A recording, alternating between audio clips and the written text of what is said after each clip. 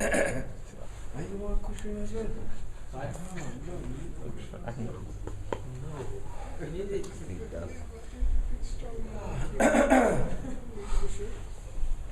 Sit here. do fun, huh? What happened last time? We messed up the fan last time. No, that should be alright.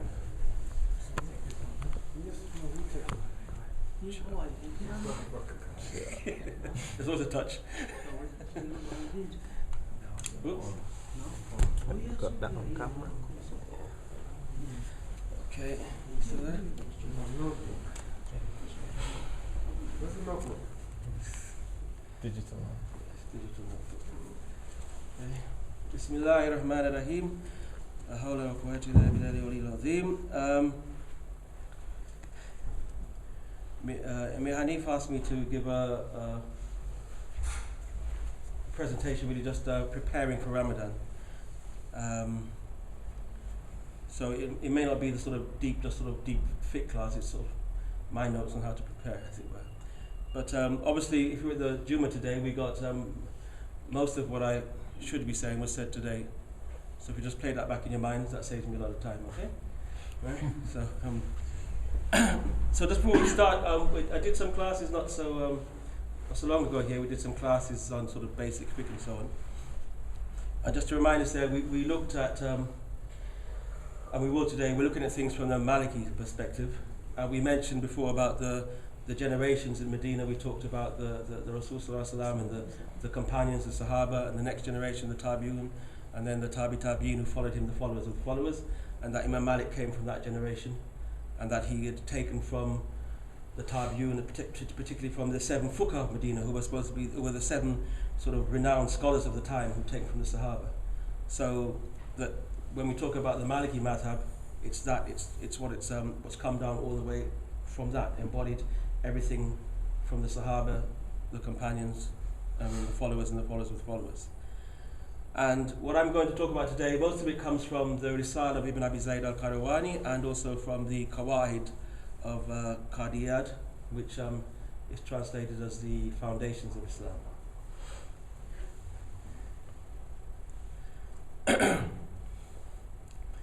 So I'll just mention a hadith that we're generally familiar with. From the Emir al-Mu'mineen, Abu Hafs Umar ibn al-Khattab, may Allah be pleased with him, that he said, I heard the Messenger of Allah sallallahu alaihi wasallam saying, actions are only by intentions, and every man has only that which he intended. Whoever's emigration is for Allah and His Messenger, then his emigration is for Allah and His Messenger. Whoever's emigration is for some worldly gain which he can acquire, or a woman he will marry, then his emigration is for that which he emigrated. The 2 Imams of the Hadith scholars narrated it. Abu Abdullah Muhammad Ismail ibn Ibrahim ibn al-Mughira ibn Badizba al-Bukhari, and Abu Hussein Muslim ibn al-Hajjaj ibn Muslim al-Qurayshi al-Naisabiri, in their 2 Sahih books, which are the 2 Sahih books, most Sahih books compiled. Why I always say the full sort of isnad in that one, the names of them, is because in the Imam Nawawi's 40 hadith, this is the first hadith. So he doesn't just say Bukhari and Muslim, he gives their full names. So generally when I quote the hadith, I just do the same and give the full names. And after that, we tend to say Bukhari and Muslim. Okay, so it's about intentions. And again, going over something we did in an earlier class, for those who were there, we talked about the different types of actions. And we said that that all our actions are either one of these 5 things. They're either fard, which is compulsory, and these are things that we must do, as in the prayer. The sunnah, which is the accepted practice, and we'll find it's the accepted practice of the Rasul Sallallahu Alaihi Wasallam or of those early generations that we do. So it's the things we very much should do. And there is mustahab, which is things which it's recommended to do. So these are things it's good to do. There's benefit in doing them. And then there is mukruh, which is disliked, and these are things we should not do. But they're not necessarily quite as bad as things that are definitely haram, which we certainly should not do, must not do. So everything we do falls into one of these categories, all our actions.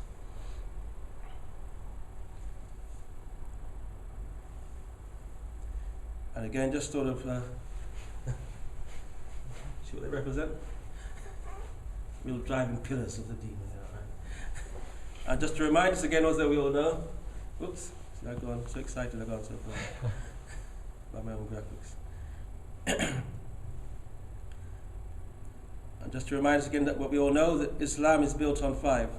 And from another hadith, from Abu Abdurrahman Abdullah ibn Umar ibn al-Khattab, may Allah be pleased with him, that he said, I heard the Messenger of Allah, may Allah bless him and grant him peace, saying, Islam is built on 5, witnessing that there is no God but Allah, and that Muhammad is the Messenger of Allah, establishment of the prayer, payment of zakat, out of the house, and the fast of Ramadan.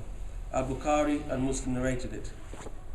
And in another hadith, from Abu Abdullah Jabir ibn Abdullah al-Ansari, may Allah be pleased with him, he said, a man asked the Messenger of Allah, may Allah bless him and grant him peace, saying, what do you think if I pray the obligatory prayers, fast Ramadan, and consider halal which is halal, and consider haram which is haram, and I do not add anything to that, shall I enter the garden? He said, yes. Muslim narrated it. So again, just showing the importance of these things. We can just hold on to these things, and Allah says if we hold on to them, we can get to the garden. And as I mentioned today, the word sawm, or for the fasting, or siyam, means to abandon. To mean to abandon something, to go without.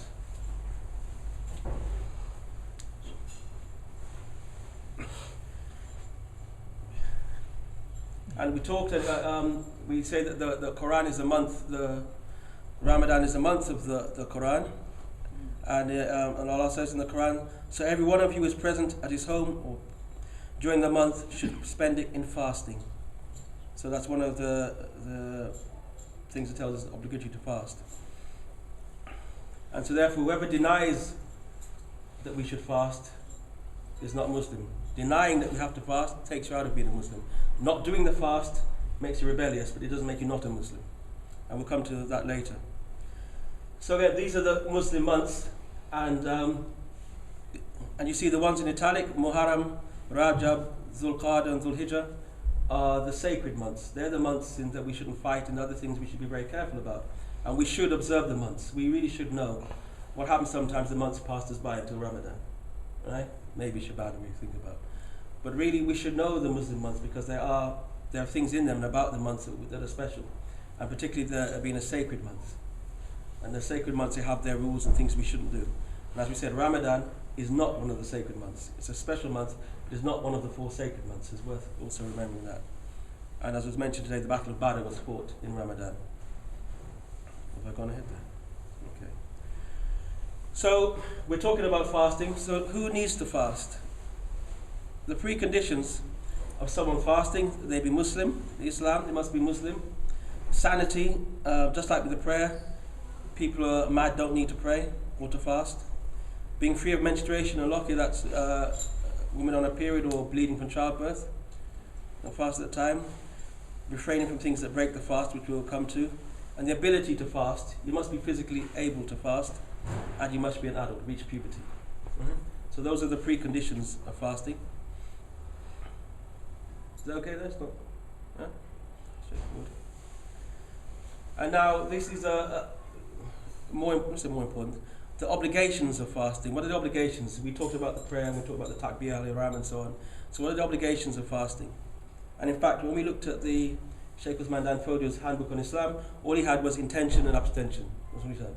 Your intention and you abstain from certain things. That's your obligation. Qadiyat goes a little bit further. So he says, watching for the month, which is interesting. So he says, we have to be looking out for the month. And that requires a knowledge. That requires that we know what to look for. And as it was again mentioned in the month, in the khutbah, we shouldn't just look for Ramadan. We have to look for all the months of the year. Again, we need to know when they start, the sacred months, because that changes our actions. Right? And of course, if we don't know when Shaban begins, we can't really know when 30 days is up for us to begin Ramadan, if it's a cloudy day, for example. So it means we have to know, we have to look for the moon. Really, we should look for the moon every month. And it means we have to be aware of the cycle of the moon. So it means we have to learn these things. We have to learn what is the cycle of the moon. So when we go to look for the moon, we're not looking, some are looking east and some are looking west and some north and some up and some down. We have to learn about it enough so we know where to look and when to look. Because actually with the new moon, it's a very short period and it can only be in one place. And we need to know these things and look for it, not just give up and say that, well, we never see the moon, it's cloudy here. Actually, sometimes we can see the moon here. So it's a practice we should develop. And that also impacts, if we're talking about Islamic education for children ourselves, it means that we have to put these things, lunar and solar calendars and so on, into the equation and learning how to deal with these things.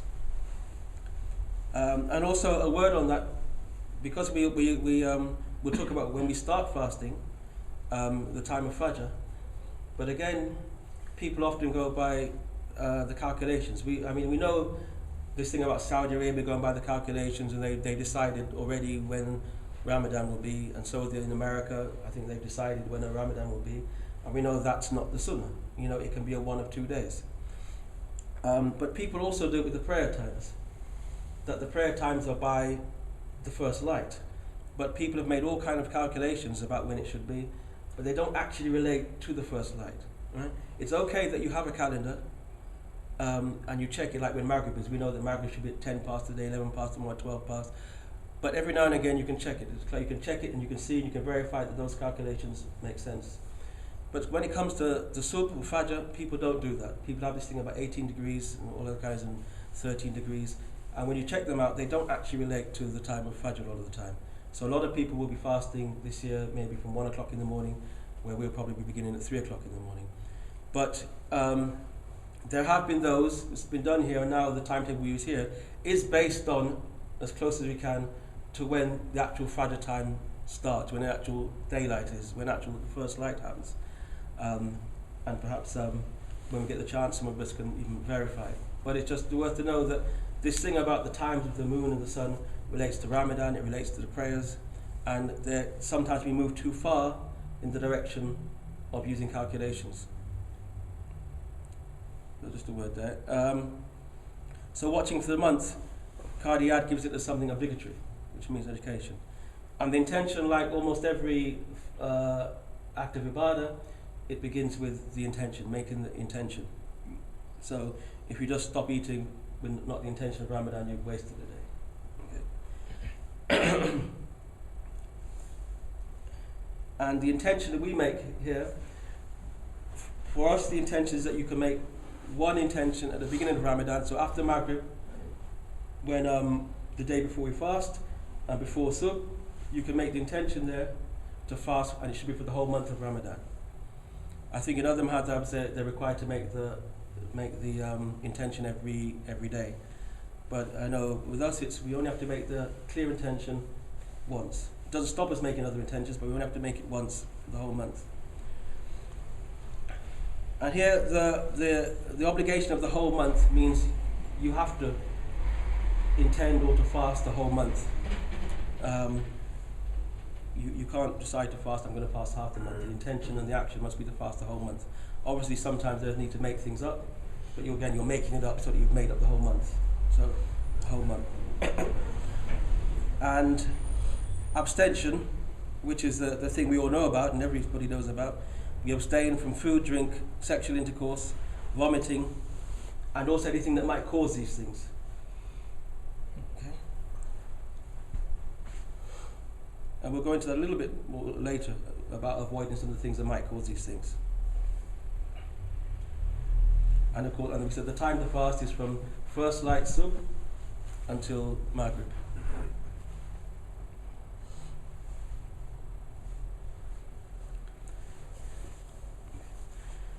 Okay, and so these are the sunnahs of break of the fast. Hastening to break the fast, delaying the suhoor meal, keeping the tongue from superfluous speech, standing in prayer during the night, itikaf and zakat al-fitr. I'll just talk about them. And when we say hastening to break the fast, it doesn't mean we abandon all the adab we have with the fast, with eating and around food and drink.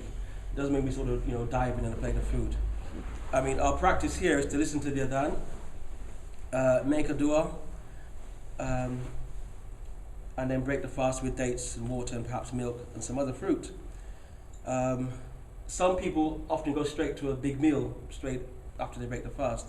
But of course, there's nothing, hastening to break the fast doesn't nullify the obligation to pray Maghrib very quickly after the time. We know we said that Maghrib has a very short ikhtiyari time, a time when you should do the prayer. And I think it's only the time that it takes for someone to maybe, if necessary, do ghusl and wudu to pray. So really, breaking the fast of Ramadan doesn't then nullify the thing of praying relatively quickly after. So it's just to remember that. And obviously some people, once they hear the first part of the adhan, they'll break the fast. And we're not saying that's wrong, but it's just saying that just hastening to break them, it doesn't mean having to really, go over the top with it. Keeping the tongue from superfluous speech. So no unnecessary talking. I know talking about things you shouldn't talk about, things that are useless talk, worthless talk, obviously bad talk, backbiting, those things definitely not. And in general, we know that in Ramadan, we should be on our best behavior. It's the nature of Ramadan.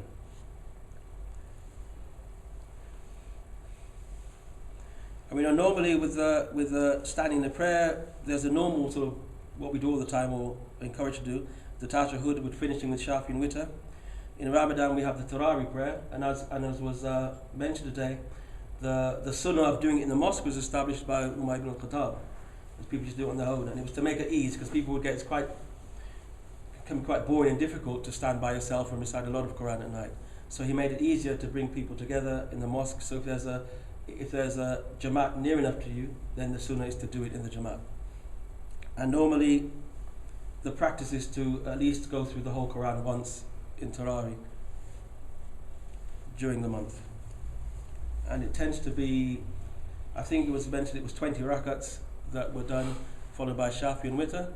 And I know there are other practices where people do anything from 8 to 20. And I'm not sure the rulings on why 8 or why less than 20.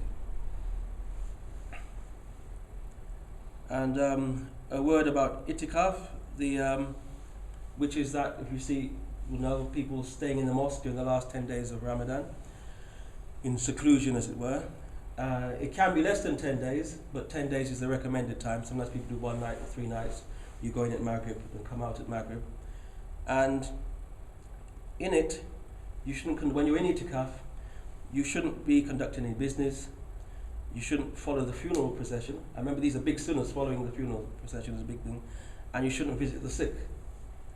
Right? I remember that visiting the sick is a big sunnah to visit the sick. So unless it's your parents. So when you're in itikaf, you don't visit the sick unless it's your parents. So that shows you that itikaf it's a strong thing to do it. It's nothing to play with. Because visiting the sick and following the funeral are very big sunnahs. So unless it's your parents. So being in itikaf, and generally it's the main thing to have in itikaf is to do lots of Quran and dhikr, but definitely lots of Quran. And sometimes people who go in itikaf are given particular du'as and particular dhikrs as well to aid them, and certain other things to recite, but definitely the core of it is reciting Quran. And then the Zakat al-Fitr, which again is not the obligation, it's not the pillar of Zakat. Zakat al-Fitr is particularly part of Ramadan, and it's part of purifying our Ramadan. And in fact, often people would do these 3 or 6 days after Ramadan, and in your mind you're thinking it's in case I've made any mistakes in Ramadan as well. But actually, that is what the Zakat al-Fitr is for. And it's you pay what's called a sa. You pay a sa, which is 4 muds, and a mud is based on a cupped handful, right? But there is a specific measure that it works out to now, a particular amount of volume. And you would pay a sa for each person in your house. So the head of the household would pay for his wives and his children, any dependents he has. He'd pay that. And normally in the food stuff, the common food stuff that people eat in that area. But it is permissible to pay it in money. It is permissible to give an amount of money. And although we try here to give it in food, and it brings something to life, when you see the food is collected and people give out after at the end of the fast, it does bring something to life, but it is permissible to give it in money. And not like the zakat, the pillar, you can actually give it to people yourself. If you know people, just give it to them yourself, take it to the house so you can give it to them. So therefore on the Eid, people have something to eat, or even money. So those are the sunnahs of the Psalm, of the fasting. And then we come to we call the meritorious aspects, things we get a thumbs up for. Again, so we said these are the mustahab, these are the things it's good to do, right? And there is what's the famous hadith about, my slave draws nearer to me with the fard acts, and then he draws nearer with the meritorious things. Remember the whole hadith, but so these are the things that we should do, and remember that all our actions are rewarded more in Ramadan than any other time, right? This is the best month. It's the month with the most reward for all our good actions. So what are the good things we can do in Ramadan, the meritorious things?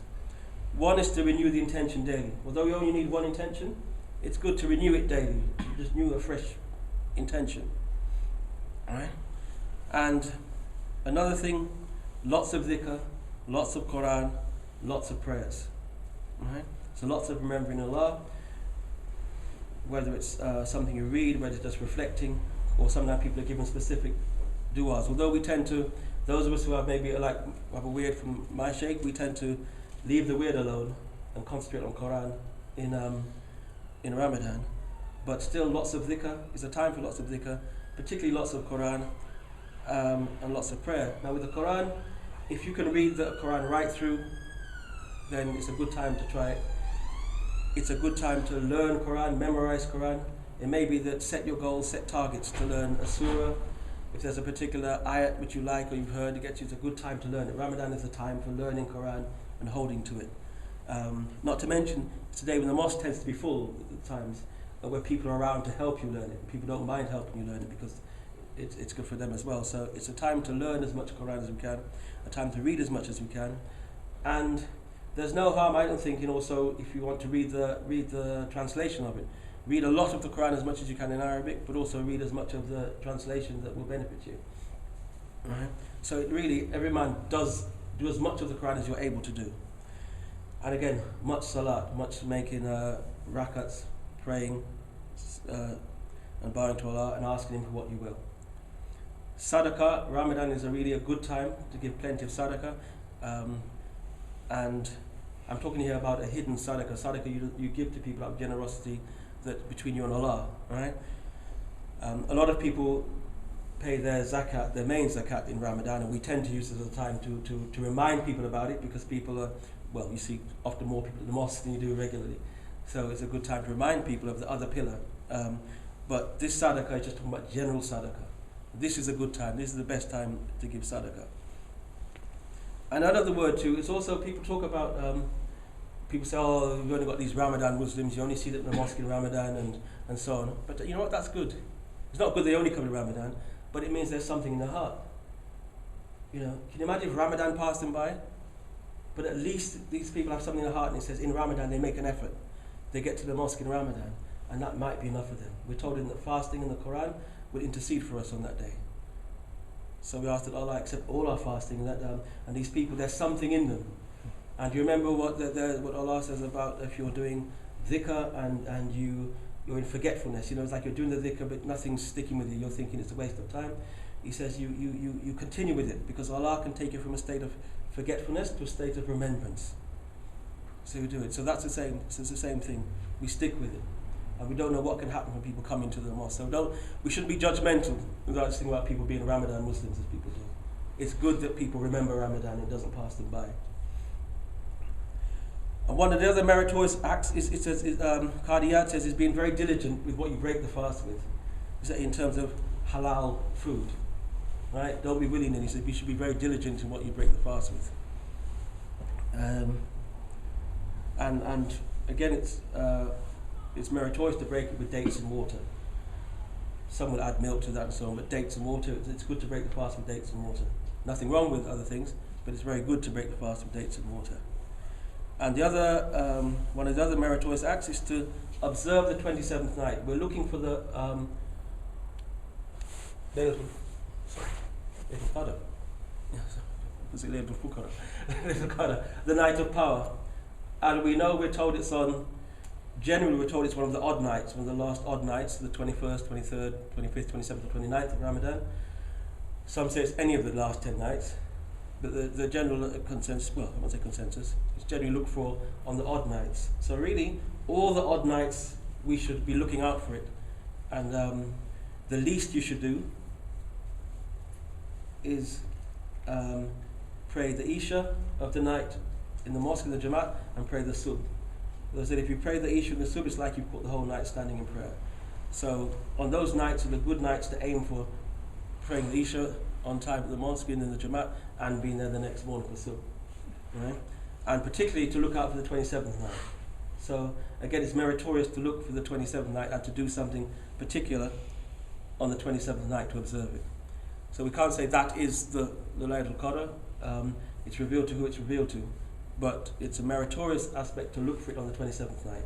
And our practice here is to actually gather together on the 27th night and recite Quran and do some dhikr. So inshallah that will happen again this year.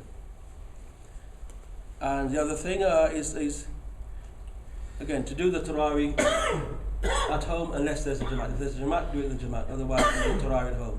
So again, it means the Taraweeh shouldn't just be, if we don't do it at the mosque, we should still do it at home.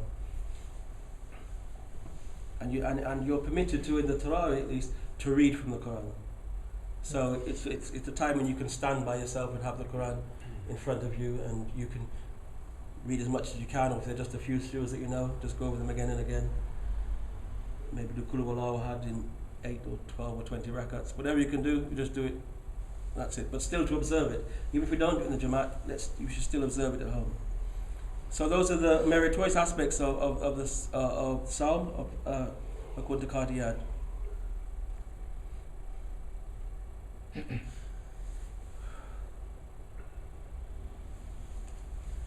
And likewise, there are things that we should avoid in Ramadan, particularly.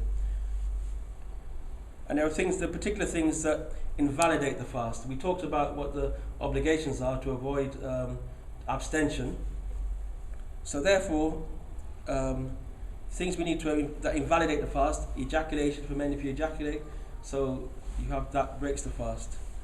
Penetration in terms of sexual intercourse breaks the fast. Food entering the stomach, but it's via nostrils or the mouth, breaks the fast. We have to avoid these things. And even things going down your ears and eyes. So I mean, I used to swim in Ramadan, but you have to avoid that because the water can get into your body from us. So we have to avoid those things. And I wasn't that good to keep my head above the water all the time. So sometimes the odd. So those things we have to avoid. Intentional vomiting. Intentional vomiting, definitely do anything that makes you vomit. That would break the fast. And the beginning of menstruation for women, that would break the fast. And if you lose consciousness, if you become unconscious, that breaks your fast. So those are things that break the fast, invalidate it. And there are those things which are disliked, we say which are makruh to the fast. Not breaking the fast is one of them. We don't do this thing where for whatever reason we say, well, I'm just going to continue and fast right through the night until the next day, and so I fasted for 48 hours or something like that. We don't do that.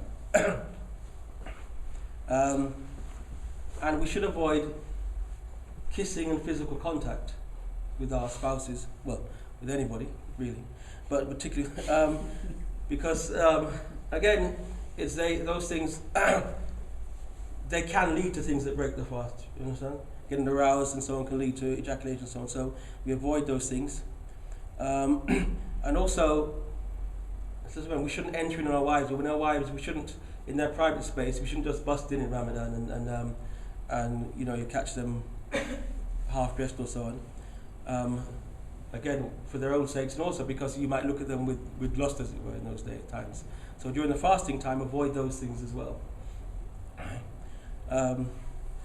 Putting anything, cloth or anything moist in your mouth may not literally break the fast, but avoid it. It's disliked. So if you put, if you've got a wet cloth, you do that. You might not be breaking the fast, but it's disliked. And the same thing with ointments and perfumes and so on. Generally, I think we generally don't put perfume on in Ramadan. A lot of people go around and try and put perfume on you, but we avoid it. Generally, it's best to avoid putting it on. It doesn't break the fast, but it's one of those things disliked, even though a lot of people do it. And again, because when you're fasting, obviously sometimes that dry mouth emits a particular smell, but what is we reminded today that Allah loves that smell. not to go around breathing on people, in this big way, but still, it's something Allah loves, so not to be just remember Allah loves it if no one else does. And also, rinsing out the mouth when you make wudu is okay, but don't excessively rinse it out. Again, don't kind of be cussawam, but just to make it easy. So again, don't get excessive in rinsing the mouth. Just like when you make wudu in Ramadan, you're not excessive in sniffing up. You sniff up very lightly. So where you normally might sniff up very, like a hard sniff into the nose, in Ramadan you sniff very lightly. So those are things to avoid. And also excessive sleeping.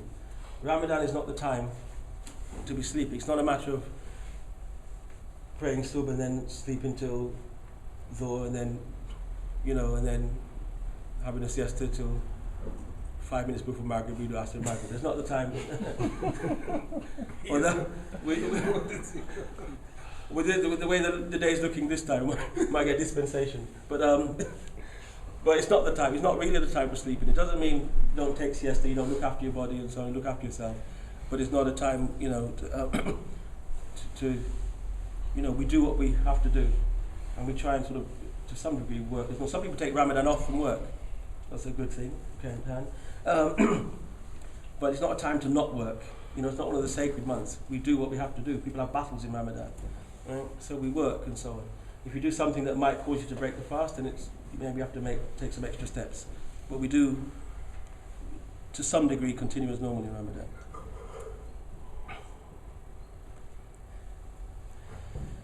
Then there are reasons why we perhaps should break the fast. That's supposed to be permissible. It's supposed to be one word, okay? Right? I thought that was a phrase. Yeah. The reasons to break the fast. The permissible. There are reasons why you can break the fast. Right? You can break the fast if you're sick. Okay? And it's difficult to fast. It's permitted to break the fast. If you're pregnant, you can break the fast, particularly if you feel that it might harm the child or yourself. In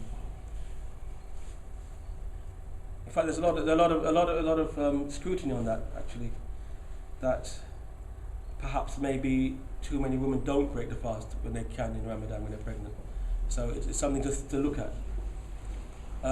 If you're breastfeeding, you can break the fast, and if you become overwhelmed with thirst or hunger. So one man overwhelmed might be another man's hungry. But I mean, if you really do become overwhelmed with thirst and hunger, you can break the fast. It's permissible, right? Fasting is not a punishment. It's not supposed to be a punishment. So you can break the fast. And if you're travelling the distance that it takes to where you shorten the prayer, you can break the fast, which I think is 48 miles, something like that, about 48 miles. So I think there is that general thing where perhaps you can, just if you're travelling. But I know Sheikh Ali he clarified it a bit and was saying that if that's the case, you should have reached the distance before Fajr, or you should have at least left on the journey before Fajr, before the time of Subh. So something like that. So it's not straightforward. Myself, I'm not one for, unless I have to, particularly if it's, I think even when Hajj al-Aziz that we travelled to Paris on the train, I think we all continue to fast, train, Eurostar, and these things you would do. If you're taking a long aeroplane journey, then I suppose it's something different. All the oxygen and stuff, you can get very thirsty and so on, so it might be so on. But I think I personally wouldn't want to make up days unnecessarily, so I would try and fast if you can, so on. But you are permitted to break the fast when travelling. And if you're taking medicines, you can break the fast. One year I was told that you could take the Hasra inhalers or something like that, but then I've been told later that no, they actually do break the fast. So those are the reasons where it's permissible, where you can break the fast. And then there are times when you must break the fast. So again, if women are menstruating or on their period or bleeding from childbirth, you cannot fast. You have to break the fast then. If you're so weak and sick that you might die if you fast, then you must break the fast. Alright? So we can't say, well, I'm a shaheed or something like that. No, you have to break the fast if you're dying. And again, if you're pregnant and breastfeeding and there's any hint that you could damage yourself or your child, then you must break the fast. And if you found out you're fasting on the wrong day, you must break the fast. again sometimes. And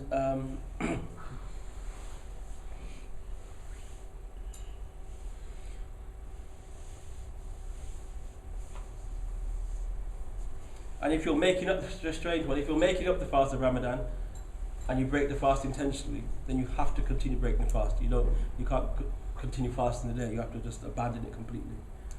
Say again? If you're making up a day of Ramadan and then and at some point you break the fast deliberately, you're not allowed to kind of then continue fasting for the rest of the day. You actually have to sort of abandon it completely. I'm not sure why Qadiyad mentions that one particularly, but he says if you're making up the day, so like if you break it, you just break it completely. None of this. Because if you're actually fasting in Ramadan, you have to continue. Yeah, but outside Ramadan you don't. If you break it outside Ramadan, even though it's making up a day, you just break it completely. You don't fast the rest of the day. Alright? In fact, we'll look at that, what you do if you break the fast. So we said reasons why you can break the fast and reasons why you must break the fast. So, what are the consequences of breaking the fast? Well, first of all, if you break the fast properly at the right time, we get, as we said, we get two pleasures. The pleasure of breaking the fast is a great feeling every time you break the fast each day, and you wonder how you lasted so long, and then you think actually it wasn't that hard. We always think that at Maghrib, but we get that. We also get the reward from Allah. If we fast properly and break the fast properly, then we get the reward from Allah. So that's the first consequence of breaking the fast properly. If we break it unintentionally, then what do? We continue to fast for the rest of the day. So in Ramadan, if you break it, you inadvertently you forget, you drink something, or one of the things we talked about that breaks the fast unintentionally, then you continue fasting for the rest of the day. You don't abandon the fast, right? But you make up the day later, or days. If you break the fast deliberately, then you have to pay reparation or kafara, which may Allah protect us from having to do this. It's fasting 60 consecutive days for each day you broke the fast intentionally. Right? So that's 2 months consecutively, 60 days you fast for each day that you broke the fast deliberately. Didn't fast. Or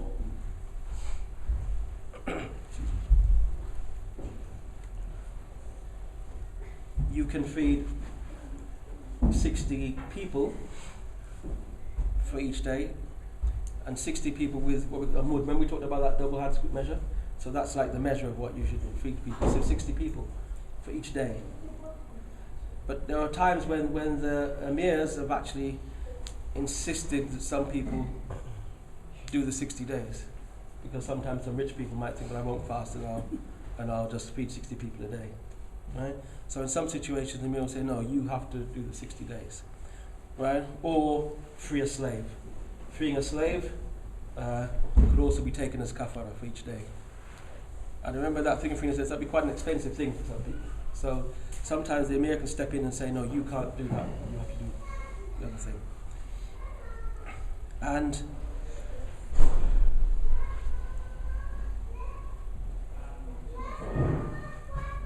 there's also the thing of if you don't make up days that you should have made up before the next Ramadan, because you have to make them up before the next Ramadan, then in addition to that you then have to feed a person for each day as well, if you haven't made it up before Ramadan.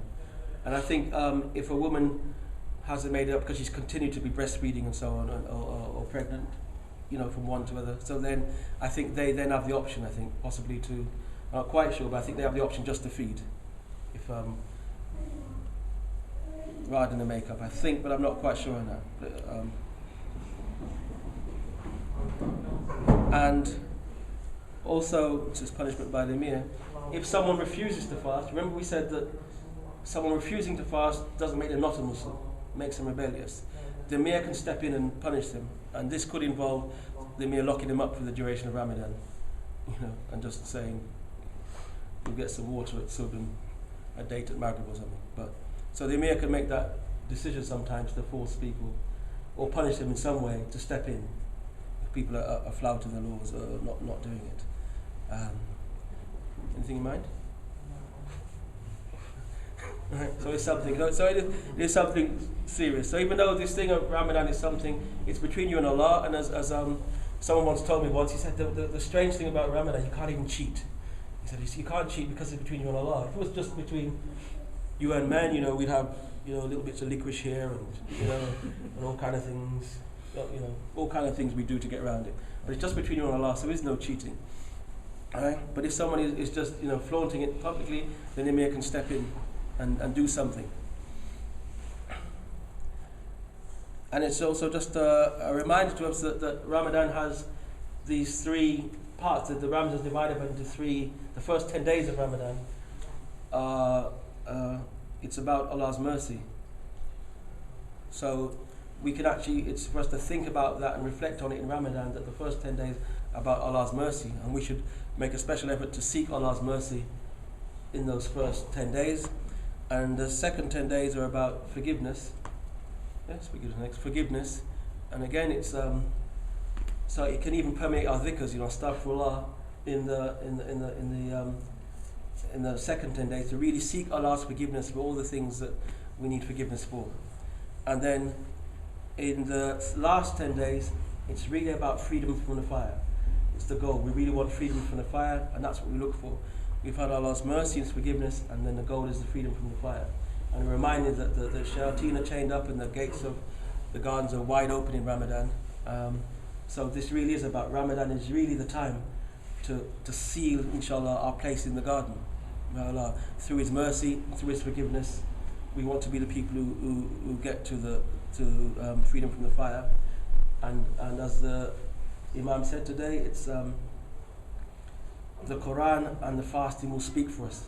They'll intercede for us.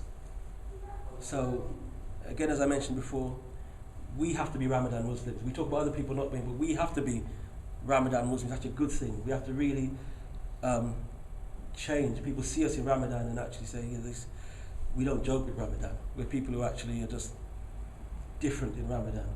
We're more conscious of things, more meticulous about things in Ramadan, and this is the time to do it. So it's not a time to worry about how people see you. It's just a time to really it's for yourselves, for ourselves, and we really have to grasp onto it.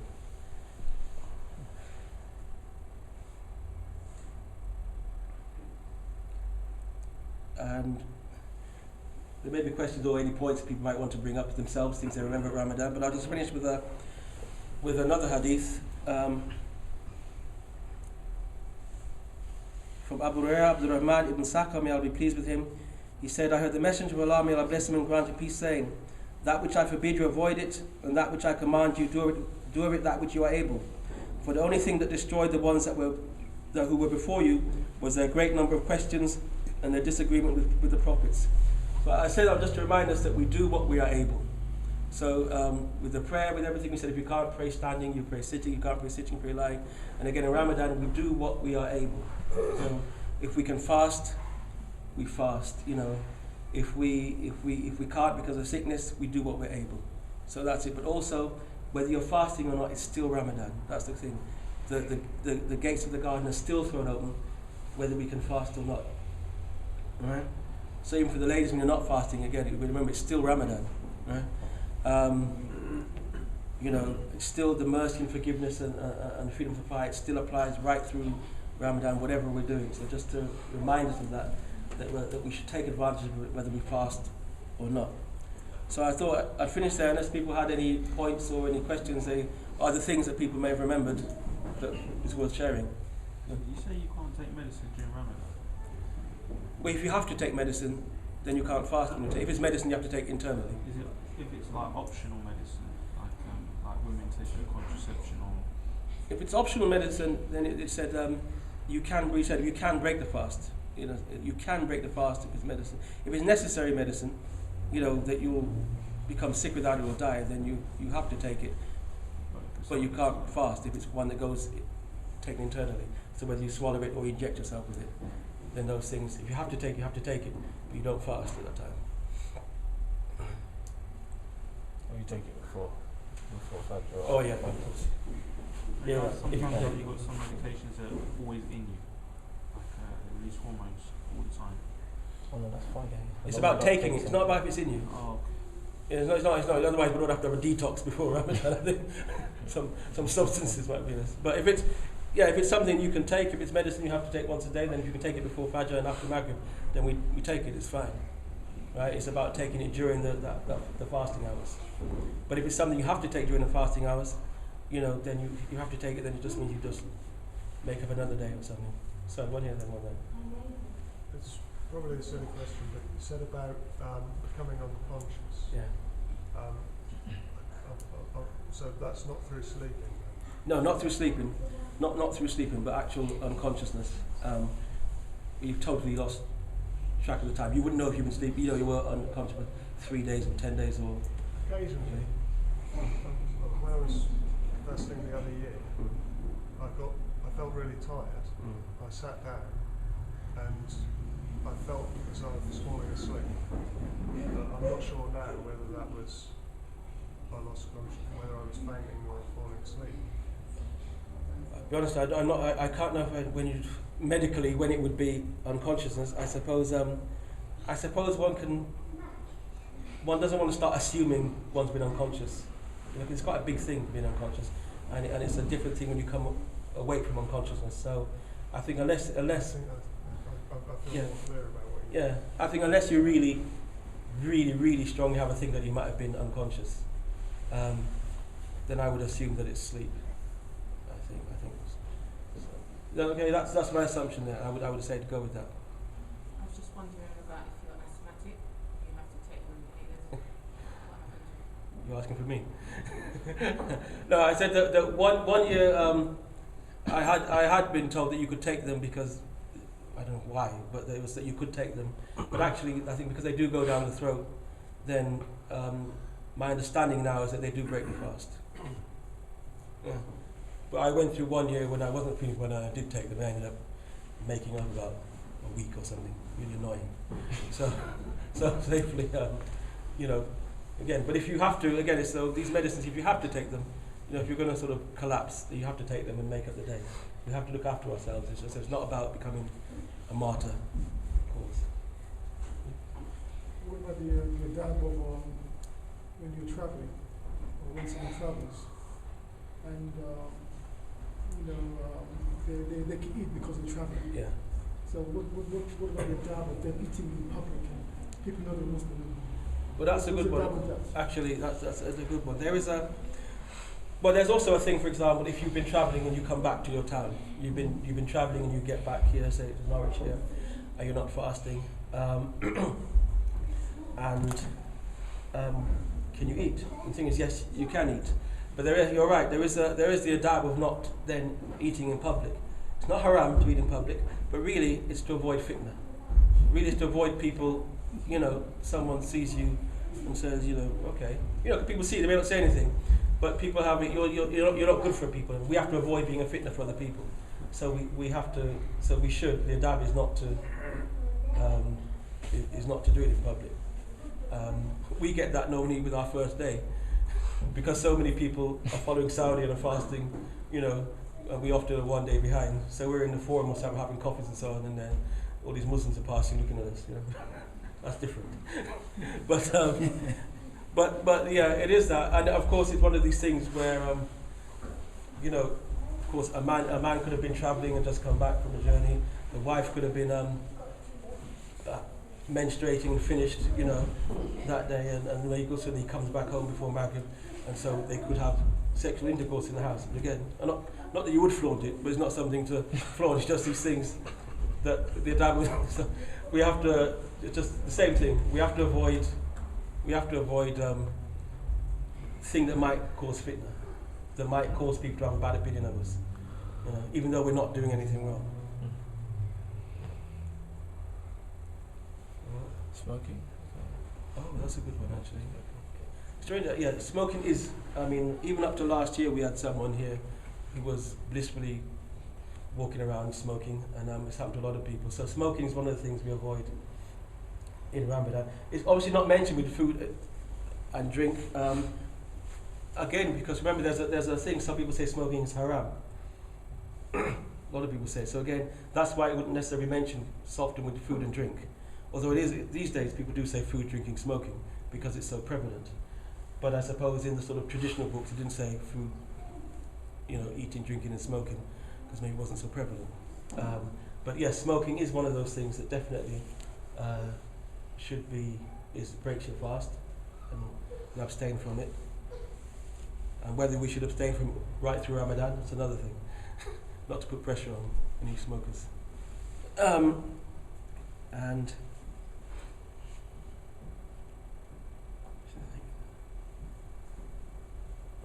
yeah.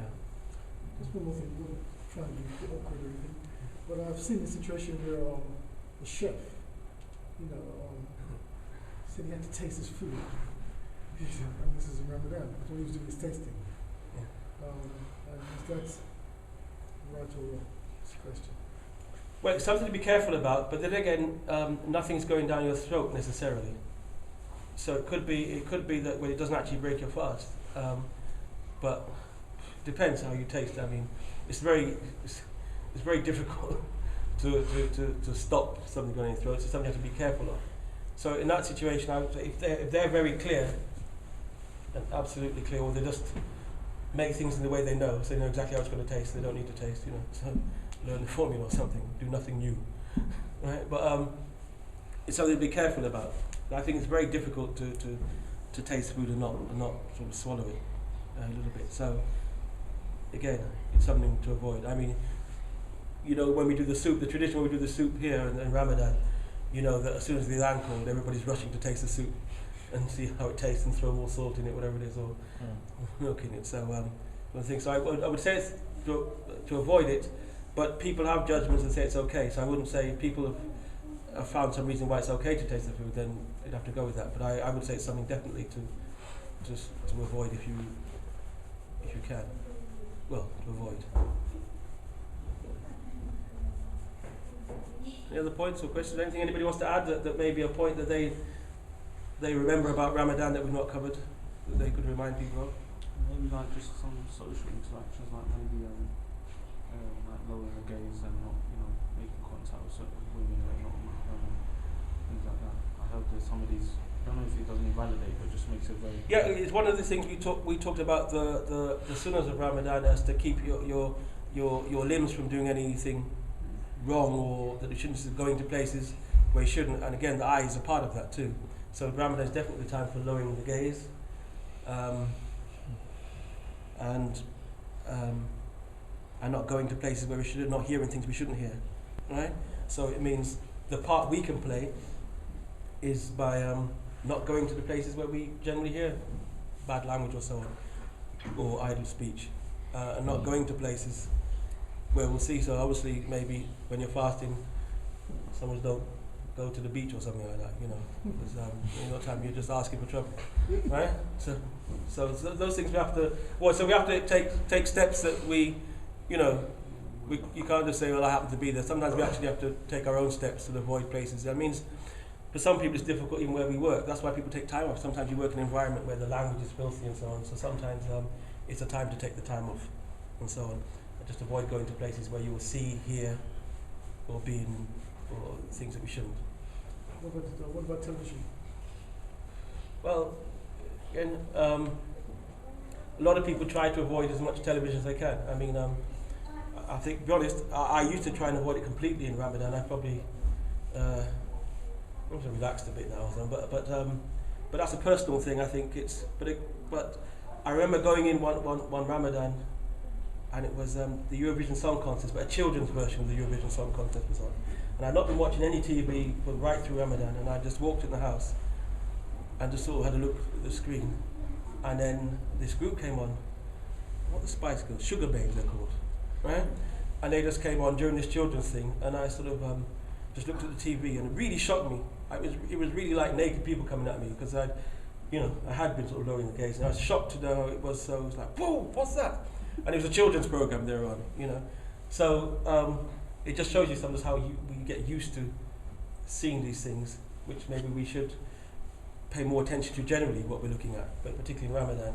So it's a personal thing, I suppose. Again, it's not that you become a monk we're not saying people should become monks in Ramadan, but you step up.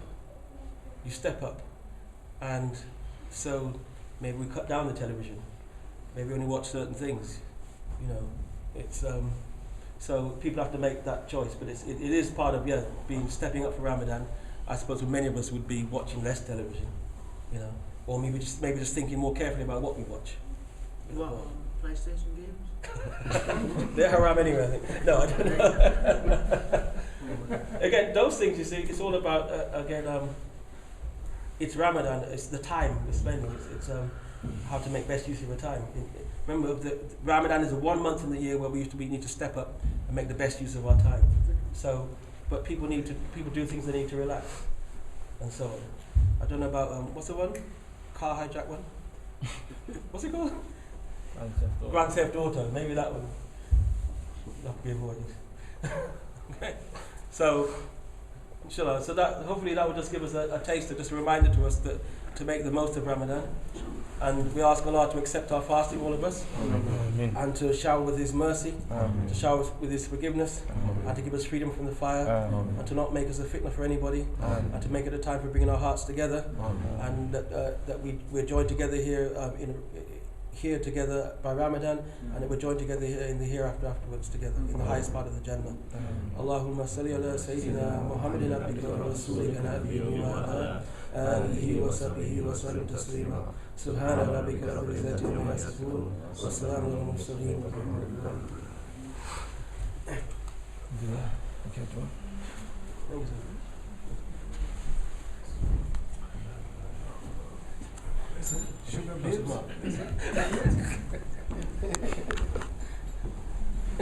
From my notebook.